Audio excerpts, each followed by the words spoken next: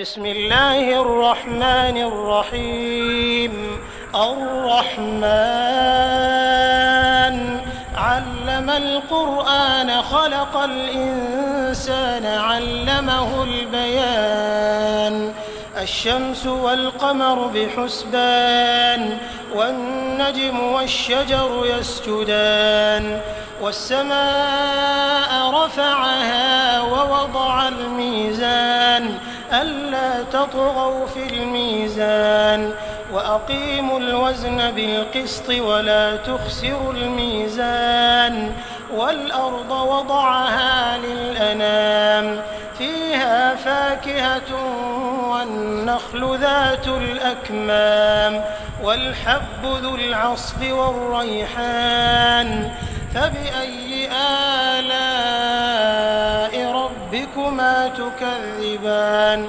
خلق الإنسان من صلصال كالفخار وخلق الجان من مارج من نار فبأي آلاء ربكما تكذبان. رب المشرقين ورب المغربين فبأي آلاء ربكما تكذبان. مرج البحرين يلتقيان بينهما برزخ لا يبغيان فبأي آلاء ربكما تكذبان. يخرج منهما اللؤلؤ والمرجان فبأي آلاء ربكما تكذبان. وله الجوار المنشآت في البحر كالأعلام فبأي آلاء ربكما تكذبان.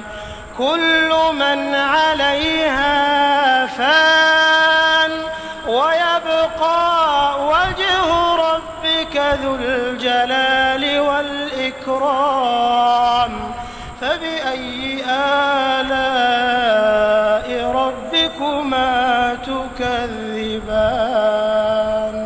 يسأله من في السماوات والأرض كل يوم هو في شأن فبأي آلاء ربكما تكذبان.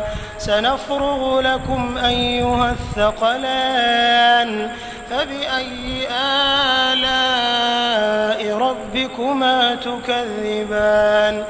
يا معشر الجن والإنس إن استطعتم أن تنفذوا من أقطار السماوات والأرض فانفذوا لا تنفذون إلا بسلطان فبأي آلاء ربكما تكذبان.